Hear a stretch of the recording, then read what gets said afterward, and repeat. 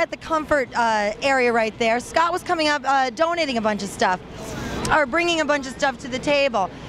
It's interesting, as I talked to Scott and asked him where he's from, he's all the way from Lansing, Michigan, is that right? Yes, ma'am. And you've been here how long? 3 days. Just 3 days, and you came in specifically for this event? Specifically for this. I've been watching it on the live stream since it started, and just watching me growing bigger and bigger and bigger, and just waiting so I can just get free enough to get out here, and here I am. I dropped my job, dropped school, and join the revolution. Really? So you're telling me the people out here that are talking about not having work, and you dropped a job to come here to make your statement? I dropped a minimum wage job that wasn't paying my bills. I dropped school that wasn't going to get me anywhere. I could go to school for 4 years and I still wouldn't be able to get a job.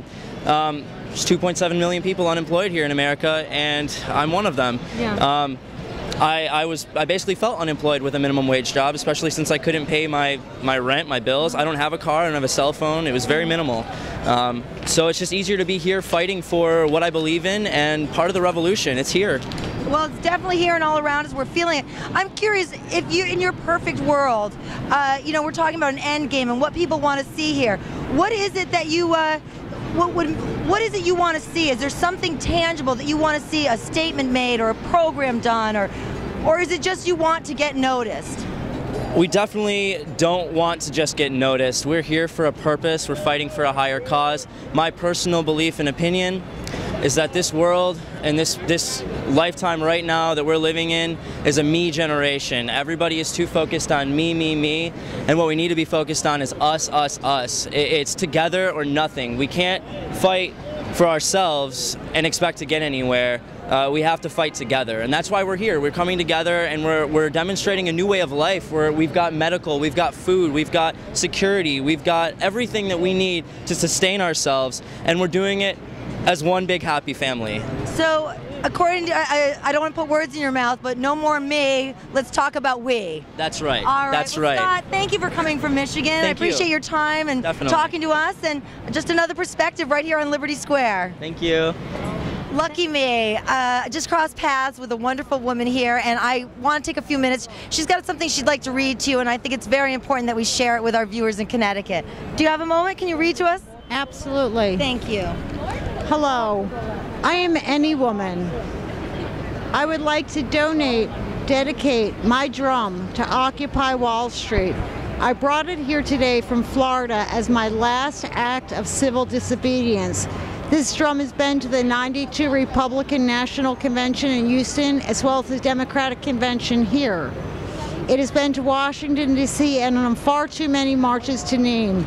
This drum and I have been arrested numerous times for issues of social justice and equality. I do not want to be a burden due to my medical needs and physical condition. I will not likely see the end of this occupation due to the cancer from which I will not recover. I ask that anyone beat my drum of truth and justice in my memory. Play it loud, play it proud. My body may die soon, but my voice will not die, but be loud and proud as my drum can speak for me. Thank you. Thank you. I appreciate your time. I appreciate your journey, and I appreciate you sharing it with us. And I appreciate you being here and not blacking it out in the media. No, absolutely not. And that drum will be loud and proud, and we will look for it along the way. Thank you so much. Can you get it? It is. There it is. Thank you so much for your time. And And we need to bang it. Got to hear it.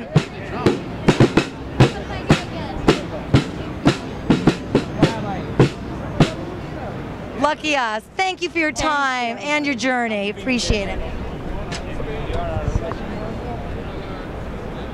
Just ran into Rachel, is that right? That's correct. Rachel, and you live here in Manhattan. I don't live in Manhattan. I live in New York City. Okay. I live in Staten Island, close by. Okay, and you know, it takes all different kinds. There's every shape, size, dress, everything here. And I thought actually Rachel was just scooting through on her way to work. As I stopped her, she told me she's actually been here for 3 weeks. I'd really like to ask what you've seen in the movement. I mean, what did it look like 3 weeks ago compared to what it looks like today? Well, 3 weeks ago, it was definitely not as lively, but there were a lot of dedicated people here, and they were the seed, and this is the plant. And it's really growing and growing. Absolutely. Do you find that it's been, you know, coming through this area, do you think that it's hindering, I mean, the traffic and the people, or do you find that people are accepting it and kind of wondering like what's going on here and getting into it? People are definitely accepting it. This is a private public space.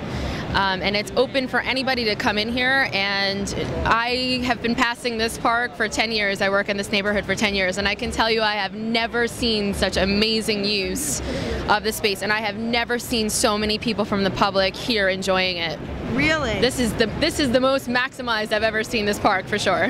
Yeah, it's really something. It really was a surprise getting down here today.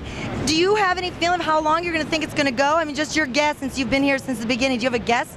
Do you think it'll just keep going? I have no guess, but my hope is that it will keep going and then it will keep growing. And this is just an absolutely pivotal point in our stage, I would say, society at large. These are young people mostly, but not all. Yeah. There's a lot of different ages here, but I think these young people, the ones that really started this movement, they are the ones who have to deal with everything that we and other people before us have kind of handed to them. So my hope is that they keep going. Yeah. If I have children one day, it'll be their world that they inherit. So I give these kids a lot of credit.